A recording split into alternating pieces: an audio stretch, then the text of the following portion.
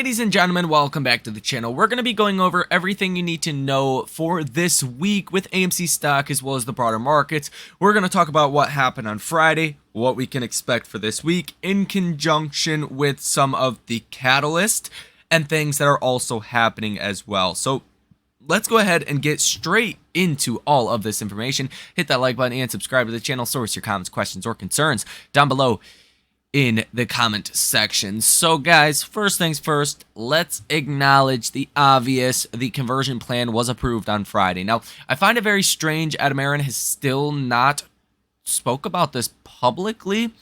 And I don't know if he will, or in terms of kind of what I want to see. Now, some people making videos out there that have no idea what they're talking about expect AMC and Adam Aron to dump all of the shares they can possibly dump on the markets the second the reverse split is actually finalized. That's not how this is going to work. AMC is likely to raise a little capital at first. The business is in a much better situation. You don't want to nuke your stock when you have ammo to essentially nuke it down the line, right? You would want to maybe raise a little bit of capital, maybe turn this negative sentiment into a positive sentiment, get the stock to rally and raise capital during rallies. I think that's something that is very misconstrued out there, that people just are under the assumption that this is going to mean massive dilution is for sure coming. Adam Aron never said, hey, as soon as this is approved, we're going to raise $10 billion as soon as we possibly can by diluting the stock hundreds of percents. That was never said. So use some common sense here when people say there's going to be this massive dilution. Maybe, but odds are, statistically, commonsensically, that you're not going to see massive dilution at least right away, right? It makes sense to have the stock price go up to issue stock. Common stock market raising stock 101 right there, okay? So I think that's something you got to be mindful of that can be quite dangerous to the psyches of everyone out there. That's not how Adam Aron and AMC is going to go about doing this. The amount of shares that they can authorize does not expire. It could be 10, 20, 30, 40, 50 years from now, and they could still be raising capital with the same shares that essentially are authorized today. So keep that in mind. Now, as far as the markets this week, it's going to be a pretty slow week likely for the markets, but that doesn't mean the markets are not going to move. We don't have a lot of catalysts for this week as far as actual data or anything we can actually look at or put a finger on. But there is a couple things. And number one, I just want you guys to pay attention to the bonds and what the bond yields are doing via these bond auctions. That's been a main driver of the markets the last couple of weeks. Bond yields have been going higher, so stocks have been falling. That's typically how it works. The cost of capital going higher makes stock valuations lower. So the Treasury is still trying to fill up the TGA, which is over $1 trillion still that needs to be filled by the end of this year. So these bond auctions are going to be big. And what we've seen recently is not a lot of people actually showing up to buy some of those bonds, especially when you go down the curve to your 5 or 10 year bond. Not a lot of people want to buy those, and that can affect the markets when these auctions do happen, and they're going to be happening basically every single day of this upcoming week. The first big catalyst we are going to have is retail sales month over month for the month of July. You're expecting 0.4%. Last month's reading was 0.2%, so you are expecting an uptick from June. I don't know if that's actually going to happen. Retail sales could come in pretty bad, and that could be a negative catalyst for our markets. This comes out at 8:30 in the morning on Tuesday. As well as that, you have a lot of secondary kind of retail sales data, right? Import prices, export prices, retail sales excluding gas and autos, retail sales year over year, Red Book year over year, housing market index, business inventories, retail inventories, so on and so forth. A lot of your small data points could actually be pretty important this time around because investors want to understand what's going to be happening to the economy over the next, coming months. So keep that in mind. Now, Fed Kashkari speaks at 11 o'clock in the morning on Tuesday.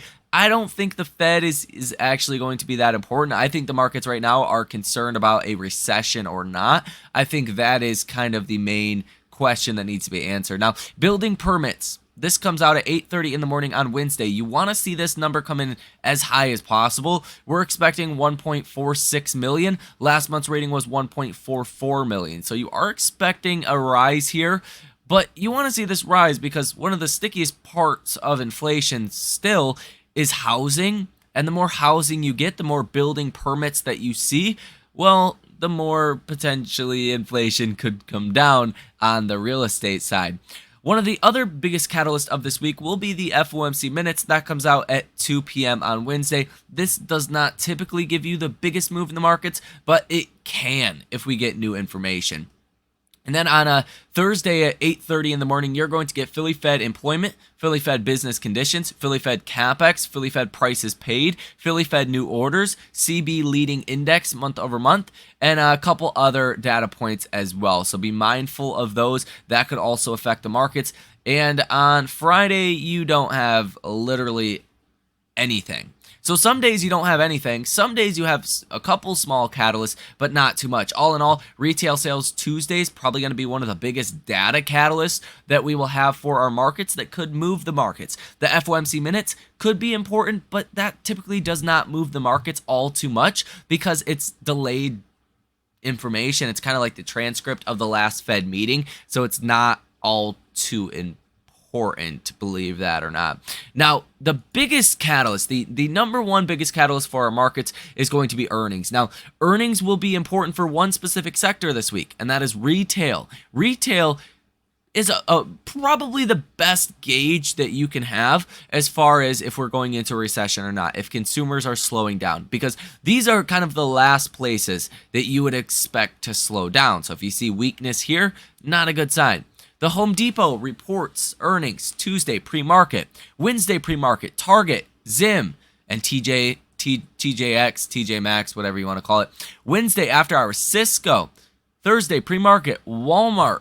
And Friday in pre-market, John Deere. So biggest earnings for sure, Home Depot, Target, TJX, and Walmart, as well as John Deere could be important. Cisco could be important, right? Suncor could be important for their certain industries. But these retailers, depending on what they have to say, and especially their guidance on where they think the economy is going and how they expect their companies to do over the next coming months, will be very important for the markets and could really move things quite a bit, because that's more kind of forward-looking statements, especially when it comes down to guidance. So those are going to be massively important for this week as far as answering the question of, are we going into a recession imminently or not?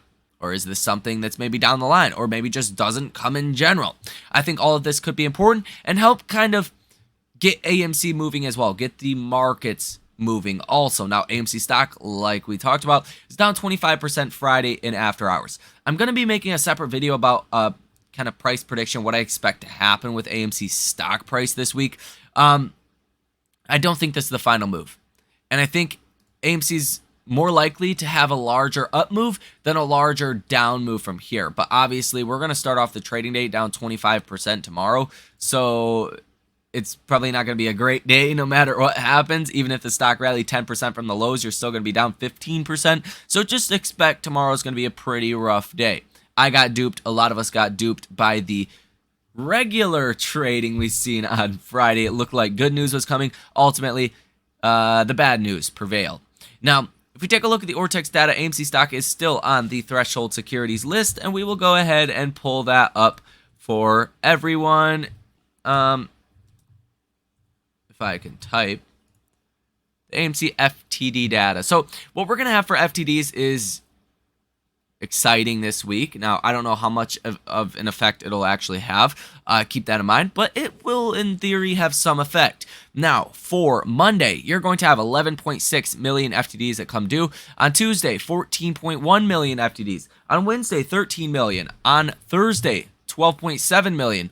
And on Friday, about 11 million FTDs that come due. This is cumulative. This is running. So, if failure to delivers are being closed out, once we start trading on Monday and we get the next week of failure to delivers that do come out, we should see this number start to fall. That's a pretty good sign. Some FTDs have started reducing their positions, and I think that's a possibility. Now, what I actually think could affect AMC stock a lot this week that nobody's really talking about is some of this illegal shorting activity. You can call it naked shorting, you can call it whatever you want. But now that this arbitrage trade is essentially done, and it looks plausible, the only thing there is left to do is cover on your short position, or at least hedge out that short position in the event that the reverse split was actually bullish, which they're typically not. But you might see a lot less of that actual illegal shorting activity. You might see a lot less of those put option buyers, and that could also be a positive to help push AMC stock up. And I think to some extent,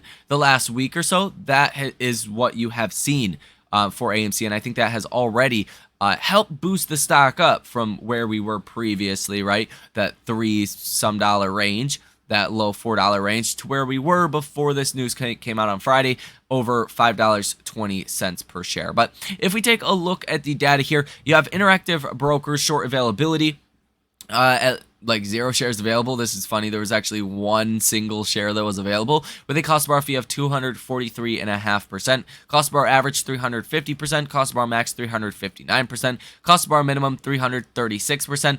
I don't expect the cost bar fees to drop all that much. They can honestly actually rise because the volatility is also increasing, and maybe some shorts want to take on more short positions and create more demand for borrowing of shares. Although it does make sense why you would want to close out your short position, because you've just seen the stock drop 25%, and likely the next big move probably going to be to the upside rather than to the downside. Now, if we take a look at the option activity that we seen on Friday, 59 orders totaling $21 million with a positive order value of 8%.